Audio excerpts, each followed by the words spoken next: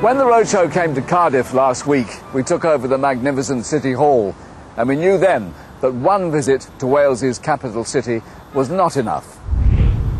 Boot a rugby ball from the City Hall and it'll bounce off Cardiff's oldest building, the castle. A handsome backdrop for us to see some previously unseen finds from recent roadshows. The Romans were here first. Then there was a Norman keep, a 15th century mansion, and finally it was transformed by the Victorians into the castle we see today, with its 21st century mantle of scaffolding. Within, one of the most fantastic achievements in interior design anywhere in Britain.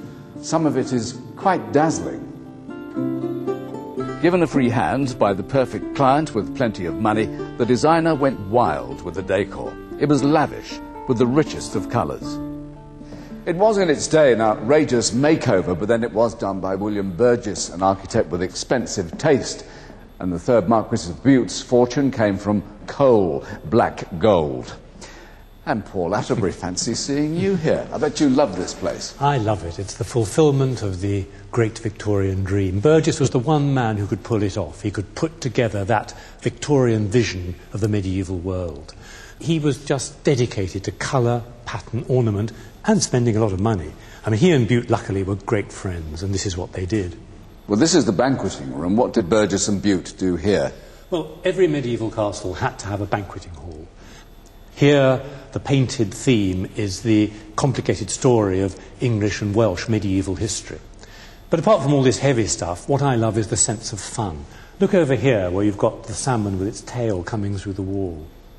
And over there, there's a lovely little painting of a pig playing the bagpipes, a Scottish touch. And Bute was a Scot? Of course. As I said earlier, this place was built during the rich era of mining, and there were more reminders of that time when we did our show from Cardiff City Hall. From City Hall back to Cardiff Castle, and Paul and I are becoming antisocial because we are in the winter smoking room.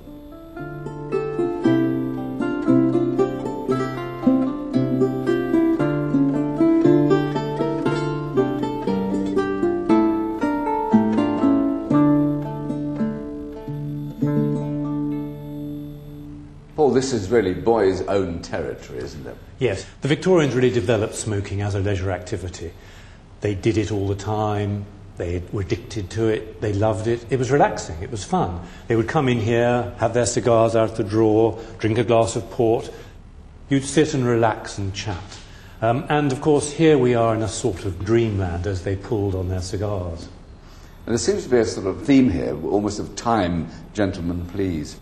Yes, in a classical sense there is. The themes in this room are the natural world, the zodiac, the old idea of the seasons passing, changing, and that we were very much subservient to that. We were dependent upon the seasons.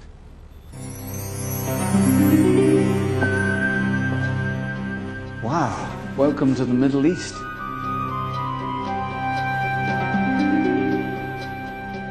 This is Burgess at his decorative best, his fertile imagination producing not just the medieval world, but also the world of the Middle East, as indeed were many Victorians. They loved that sense of the Arabian Nights. They loved that sense of mystery, represented by, for example, the carved wood screens. Secrecy, the secrecy of the harem was all sort of present in this room. There is also, behind this building, something very modern. The decoration of Cardiff Castle is splendidly rich, and of course it's wonderfully historical. But it was a modern building. It had central heating, it used electricity. But of course in those days they were not sure about showing those things off. And so here in the library we can see that actually the central heating is hidden here in the desk. And we know from Burgess's own drawing of 1879, you can see there he is drawing the works into the desk.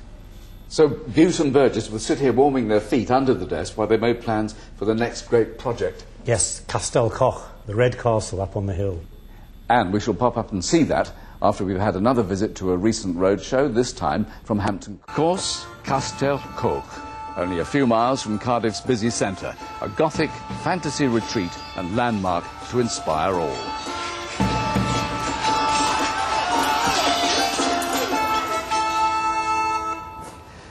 And I remember back in 1954, Alan Ladd came here and made a film called The Black Knight.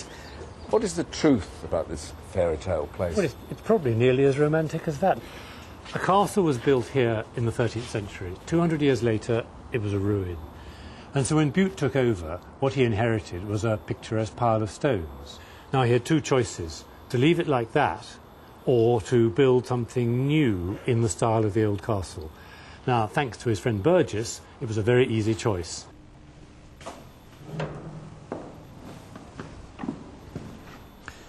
Now, here we are in the drawing room, which is the main room of this castle. It's a much smaller building. It's not like Cardiff at all.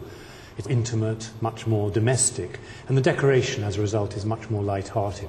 We've got this splendid dome of spangled stars, but overall, the decoration is to do with nature and life. It's a much more easy room, designed for a weekend cottage. Nice place to be, but how often did they actually come here? Well, sadly, not very often. They loved planning it. Bute and Burgess worked away, thinking what to have. They planned the schemes, but then in 1881 Burgess dies, and in a sense some of the excitement obviously goes out of it, and they just never used it. So it became really just an ornate sort of folly. A glorious folly.